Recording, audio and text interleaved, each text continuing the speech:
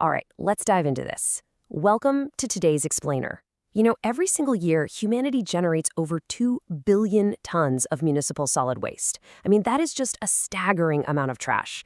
But right now, there is this massive, kind of quiet revolution happening across the global economy to tackle that exact mountain of waste. We're talking about tracking a product's life cycle long after it hits your recycling bin. For decades, right, the end of a product's life was basically out of sight, out of mind for the companies that made it. Well, not anymore.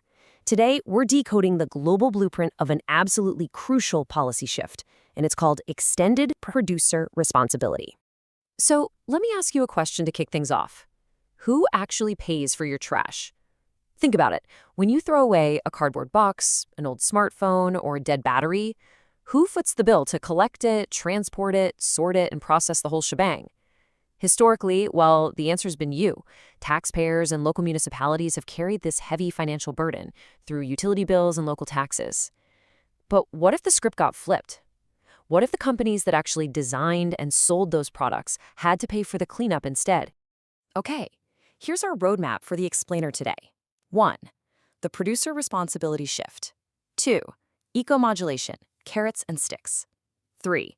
EU and US regulatory landscapes. 4. Scaling in emerging economies. 5. Digital tracking and battery passports. And finally, 6. The future of global compliance. Let's get right to it. Section 1. The producer responsibility shift. Okay, extended producer responsibility, or EPR. Think of this as a policy approach that fundamentally shifts the financial and operational responsibility for a product's end of life away from your local town and your tax dollars and places it squarely on the shoulders of the producers and manufacturers. It basically means the brand that makes your laptop, your EV battery, or, the plastic bottle your shampoo comes in is now legally accountable for managing the disposal and recycling of that exact item. So the whole economic model is flipping.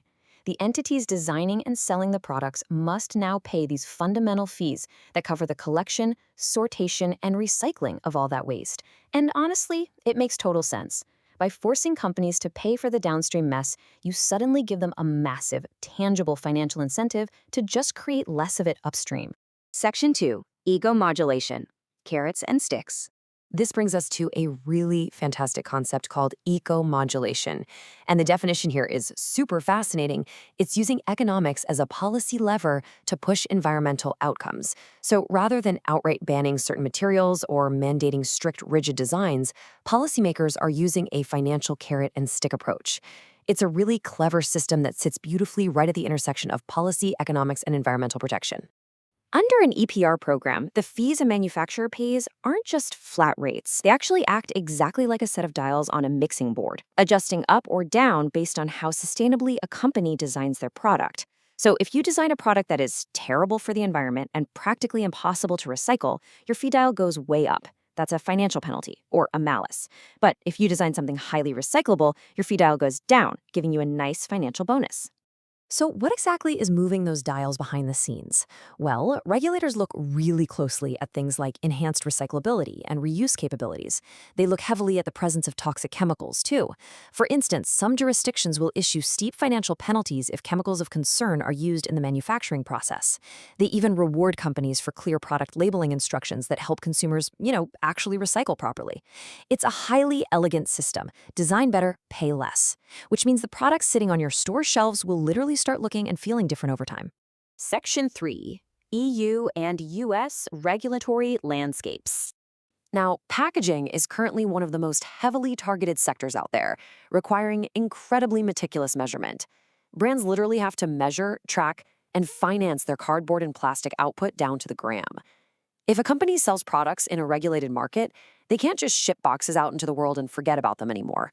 They have to report those exact volumes and pay into what's called a Producer Responsibility Organization, or PRO, which handles the incredibly complex recycling logistics on their behalf.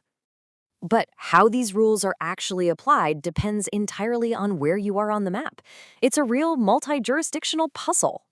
In the US, for instance, there are no sweeping federal laws for EPR. Instead, it's this highly fragmented patchwork. We're talking over 40 state-level laws for various waste streams.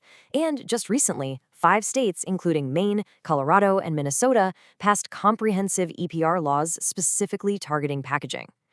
Now compare that to the European Union. They utilize continent-wide harmonized directives like the WEEE directive for waste electrical and electronic equipment.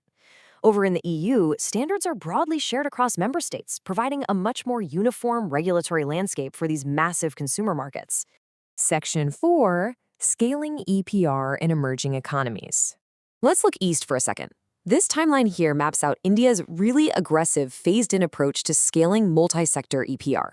Back in 2016, they introduced their initial plastic and e-waste rules. But then in 2022, they really tightened the screws, launching centralized digital compliance portals and setting strict quantitative recycling targets.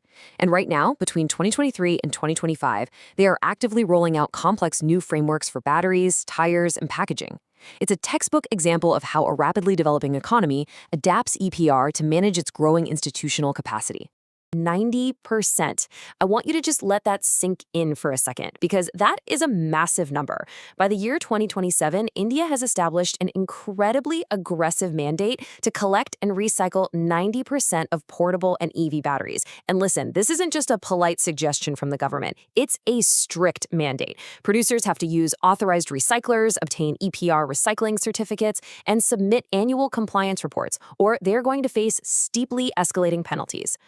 Putting that into a global context really reveals a multi-jurisdictional race to govern the highly valuable, yet pretty hazardous, end-of-life lithium-ion battery stream. The U.S. currently leans heavily on an incentive-based model, right? Using subsidies like the Inflation Reduction Act to encourage domestic recycling. The EU takes a different route, holding the original equipment manufacturer legally responsible, aiming for up to 73% collection for portable batteries.